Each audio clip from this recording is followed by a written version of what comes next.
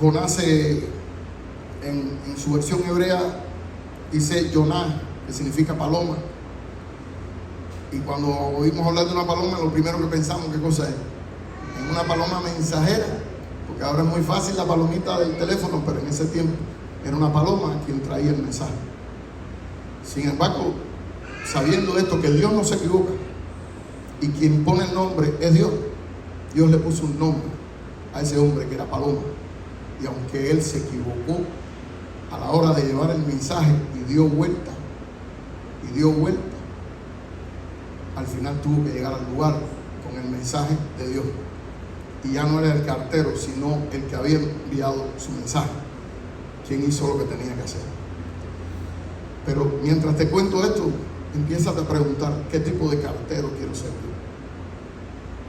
yo? ¿Uno que entregue la encomienda?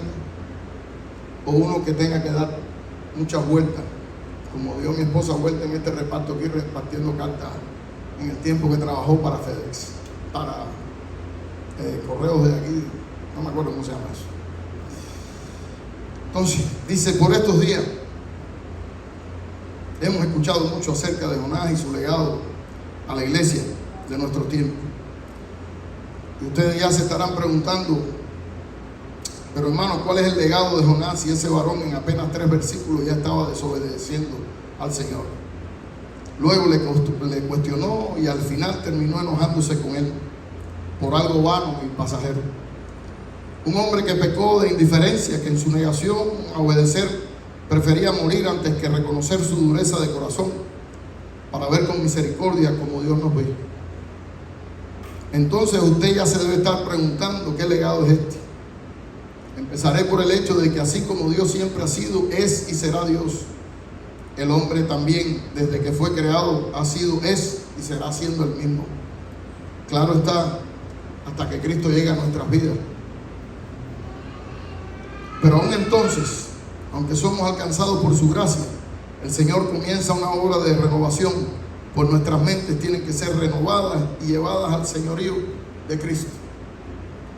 Colosenses 3:10 nos dice, y revestidos del nuevo, el cual conforme a la imagen del que lo creó se va renovando hasta el conocimiento pleno. Y como cita en 1 Corintios 2:16, porque ¿quién conoció la mente del Señor? ¿Quién le instruirá? Mas nosotros tenemos la mente de Cristo. Hago una acotación. Jonás no conocía a Cristo, pero Jonás no era alguien de la calle. Jonás no era un impío. Jonás era un hombre de Dios.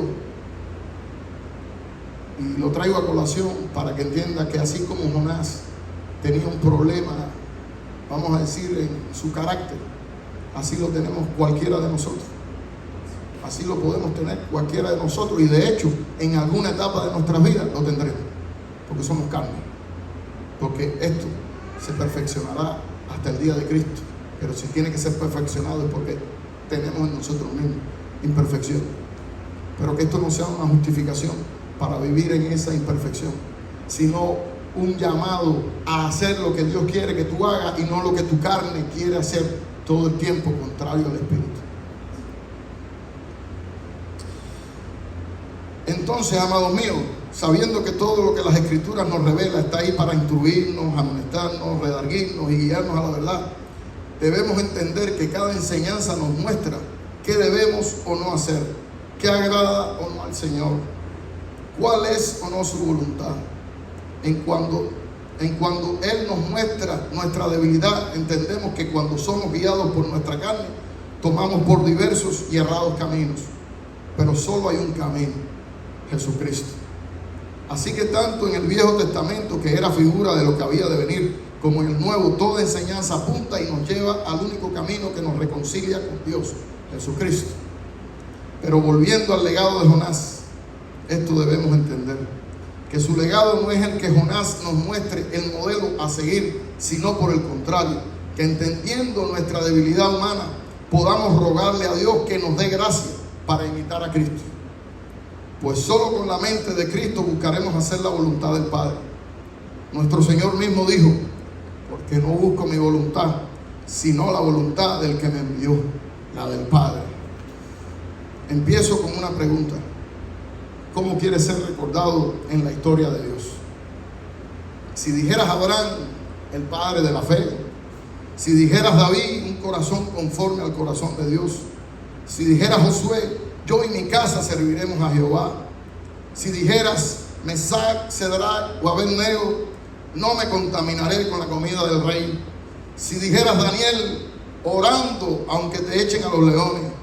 Si dijeras José, con hermanos como esos, ¿para qué? Sabemos que no fue eso lo que dijo. Lo que dijo fue, no ciertamente, pero pensarías en José como el soñador, pero con revelación de Dios. No como esos que hoy sueñan sueños vanos y cosas que no son más que producto de una tela de arroz y frijoles antes de acostarse. No ese tipo de sueño, sino el sueño que Dios te da y se revela a sí mismo en su palabra. Aunque en esta breve historia de apenas 3 páginas podemos ver que Dios nos muestra su compasión, amor, cuidado y fidelidad a pesar de nosotros. Y quiero que recalques eso, que lo subrayes, a pesar de nosotros. Por lo que decía ahorita, porque somos débiles, porque somos imperfectos, porque a pesar de nosotros, lo que Él prometió lo va a cumplir. Así que por más que tú quieras coger como Jonás para la izquierda o para la derecha, Dios te va a traer por el centro. Amén.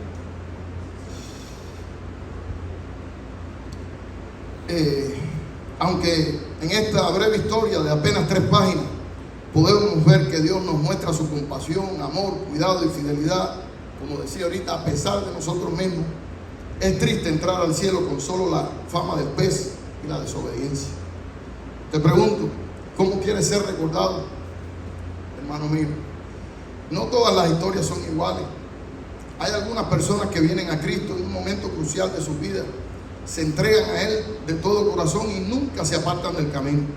Ellos tratan, porque tratamos, no es en nuestra fuerza, es en la de Él.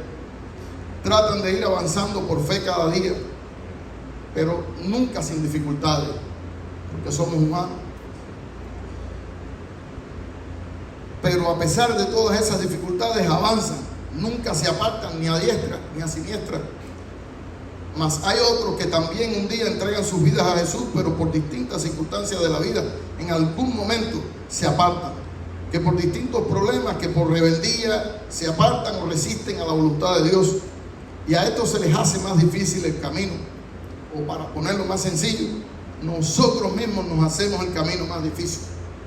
Pero la historia de Jonás nos revela que Dios no se da por vencido. Y esta es la buena noticia, de que no depende de ti, depende de aquel que te llamó, de aquel que juró y prometió que nadie te arrebataría de su mano. Pues a pesar de la rebeldía, a pesar del enojo, de la queja, a pesar de que un profeta suyo no quiera cumplir con un cometido sagrado, Dios nunca se dio por vencido con Jonás. Y si Dios no se dio por vencido con alguien tan rebelde y cabezón como Jonás, Él no se dará por vencido contigo. ¿De veras lo crees? Amén. Tenlo por seguro, hermano mío. Y es que el amor y la fidelidad de Dios es tan grande que a pesar de nosotros mismos, Él permanece fiel. Dios es poderoso para glorificarse aún cuando somos débiles y testarudos. Él manifiesta su gran amor en esto. Él hará todo lo necesario para encarrilarte por el camino derecho. Tú tratas de escaparte de tu propósito, pero Él te alcanzará donde quiera que vayas. Cuando huyes de Dios te buscas muchos tropiezos.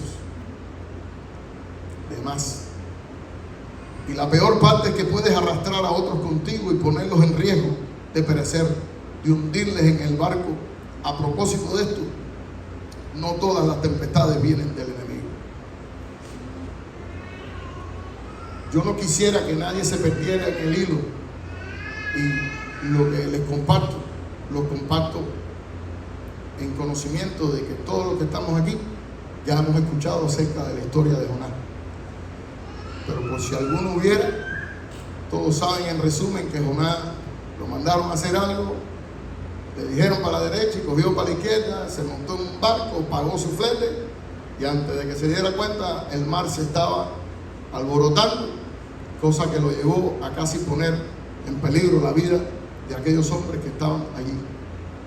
que no eran culpables de la responsabilidad de Jonás, que no eran culpables de que Jonás estuviera en su barco. Por eso es que eran inocentes, no por todo lo que Jonás después les acusa en la oración, sino porque sencillamente ellos no pidieron que Jonás fuera allí. Como mucha gente a veces está alrededor de uno, no pide que tú estés ahí, pero Dios te dio un propósito y entonces tienes que cumplirlo para no hacer que el nombre de Cristo sea mancillado. Espero que me sigan el hilo.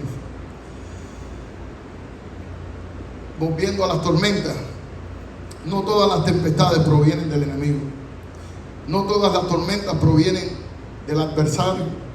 Siempre es más fácil decir fue el diablo, cuando en realidad estamos enredados en nuestras propias desobediencias, las cuales como a Jonás nos llevan a tocar fondo y enredarnos con la soga al cuello, como Jonás y las algas.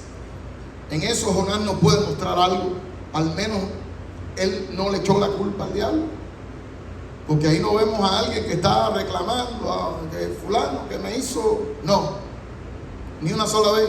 Él estaba consciente de que él se había él mismo metido en esa situación. En su oración reconocía que estaba en tal situación que solo Dios y su misericordia podrían salvarle.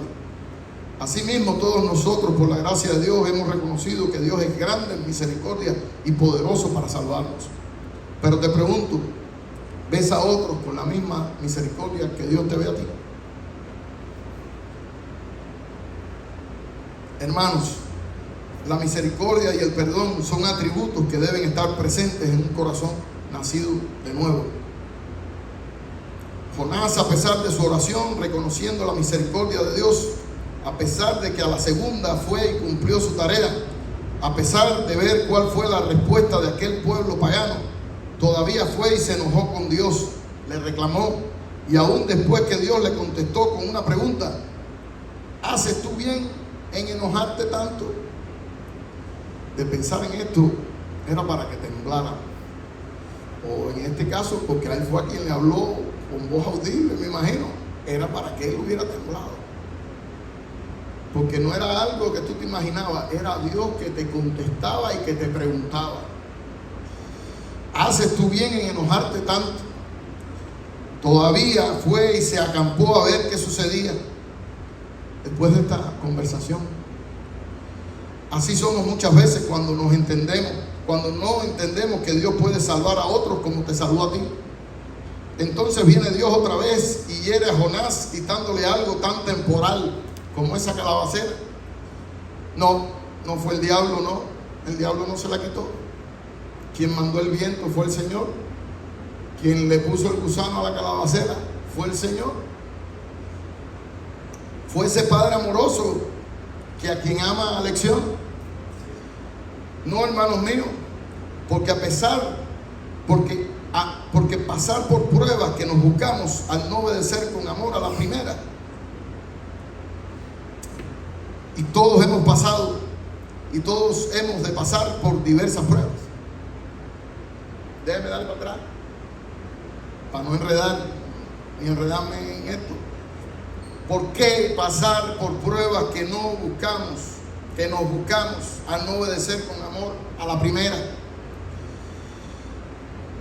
Todos hemos de pasar diversas pruebas a fin de ser purificados y probados como el oro, pero esa es la prueba que Dios dispone, pero la dispone para probar tu fe, la dispone para purificarte, la dispone para hacerte el oro que Él quiere que tú seas, el que brilla.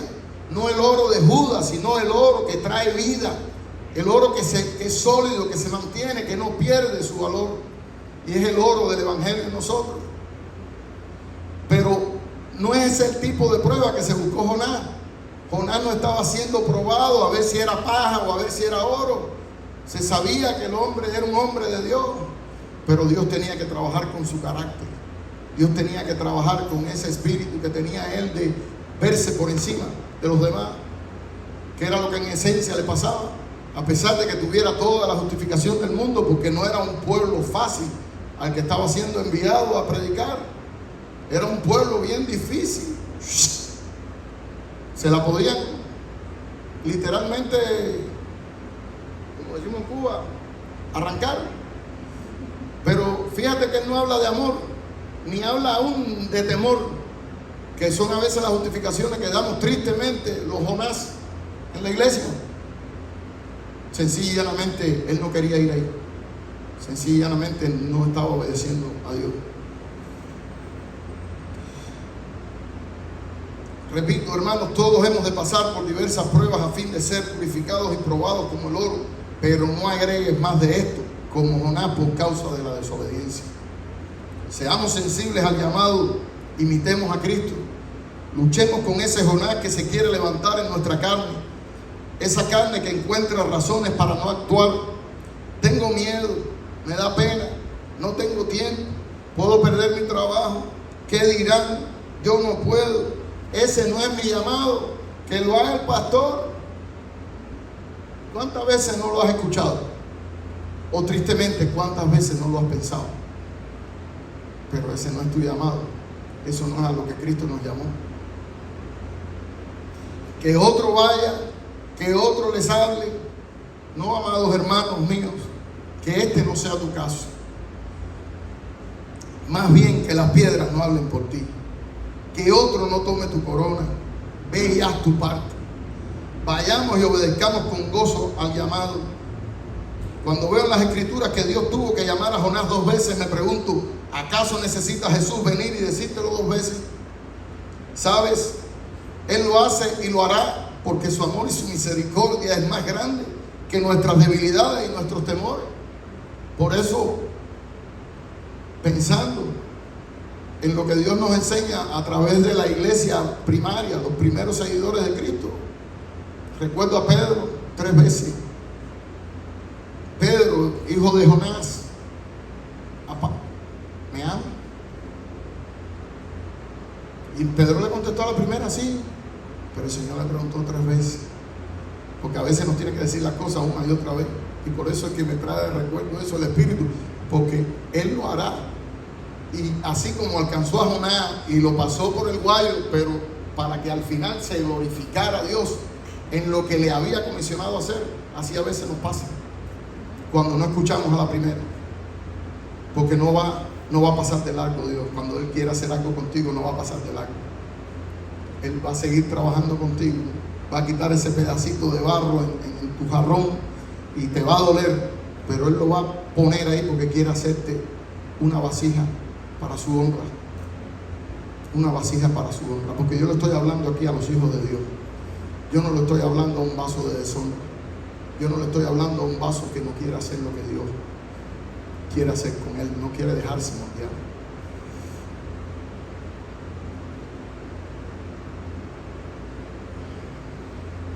Él, la buena obra que comenzó en ti, la perfeccionará hasta el día de Jesucristo, porque Él permanece fiel. Levántate y ve a Nínive, aquella gran ciudad, y proclama en ella el mensaje que yo te diré. ¿No te suena familiar? Y les dijo, id por todo el mundo y predicad el evangelio a toda criatura. Y todos sabemos que eso está en Marcos 16:15, pero todos lo hemos puesto en nuestro corazón.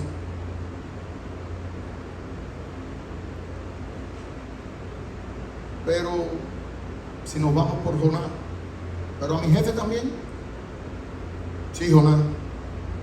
Pero al vecino católico también, sí, Jonás. Pero al perdido en el alcohol y las drogas, sí, Jonás, a toda criatura. Pero aquel que se pervierte, sí, Jonás, a toda criatura. Porque no he venido a llamar a justos, sino a pecadores al arrepentimiento. Dios no vino por los sanos, vino por los enfermos. Sabes, hermano mío, tanto Marcos como Mateo nos transmiten el mandato de Dios a la gran comisión. Fueron las propias palabras de nuestro Señor antes de ascender a la diestra del Padre.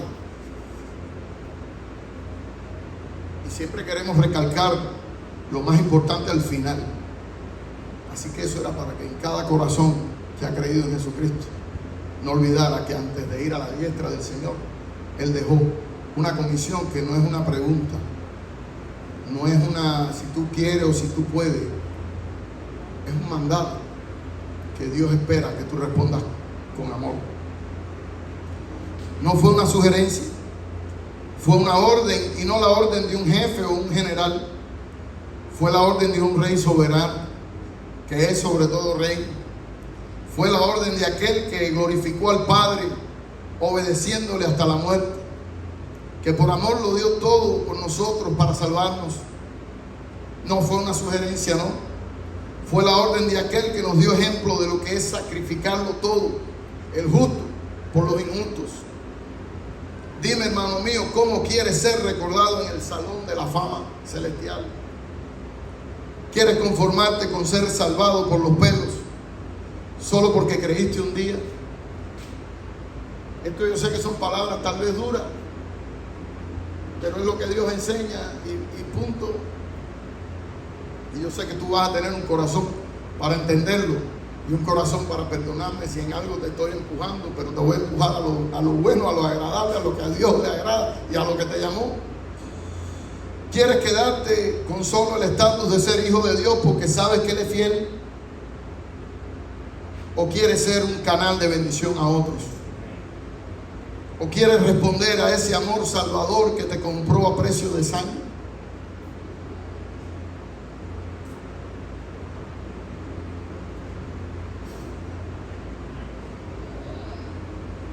Dime, hermano mío, perdón, ¿acaso no da más gloria a Dios el escuchar su voz a la primera y responder con convicción como lo hizo Isaías ante la pregunta: ¿a quién enviaré y quién irá por nosotros? Entonces respondí yo: heme aquí, envíame a mí. ¿Cuál será tu oración hoy? ¿Cuál será tu actitud? ¿Cuál tu disposición? ¿Irás por cumplir con rebeldía, con enojo? ¿O marcharás con gozo, con alegría y obediencia al llamado de Dios? Para tu vida. No seas olvidador, sino hacedor de la obra. Este tal será llamado bienaventurado en su hecho. No lo digo yo, lo dice Santiago 1:25. Es una suerte servirle a Dios. Es un regalo, es un privilegio. No lo tengas en menos. Porque cada día muchos se pierden. Muchos se pierden porque no escucharon a la voz. Pero muchos se pierden porque no les llevamos el mensaje. Y no es una imaginación ni me lo inventé yo. Hay un llamado en el Viejo Testamento. Hay una advertencia: que su sangre no sea derramada sobre nosotros, porque callemos. Tratando de resumir un poco a Jonás: aunque seas hijo de Dios, no mires a tu prójimo por encima del hombro. Cuando Dios te mande, ve a la primera. Si no el que te ama tanto te hará entender a las buenas o a las malas. Y no como un Dios que se antoja de algo, sino porque Él es soberano y porque Él te ama. No te enojes con Dios, no te angusties con los pasajeros. Mira a los demás con misericordia, con amor, como Dios te miró. No imites a Jonás, imita a Cristo. Él vino a buscar lo que se había perdido.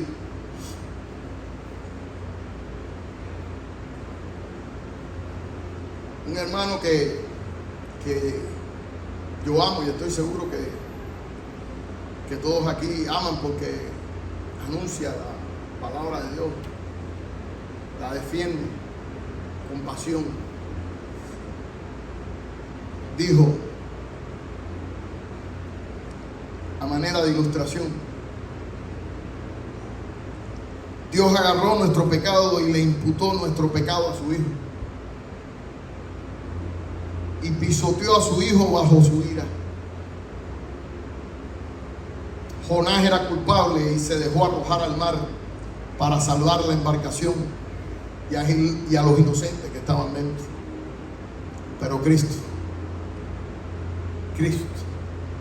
el inocente, el justo, se tiró al mar de la ira de Dios para salvar la nave de Sión y los culpables que están dentro. Porque Dios no nos llamó siendo justos. Dios nos llamó siendo injustos. Dios nos llamó cuando estábamos perdidos. Y Él se arrojó a la ira del Padre para pagar por ti y por mí. Para pagar esa deuda de nuestro pecado que nosotros no podemos ni podremos nunca pagar. Pero se pagó con sangre.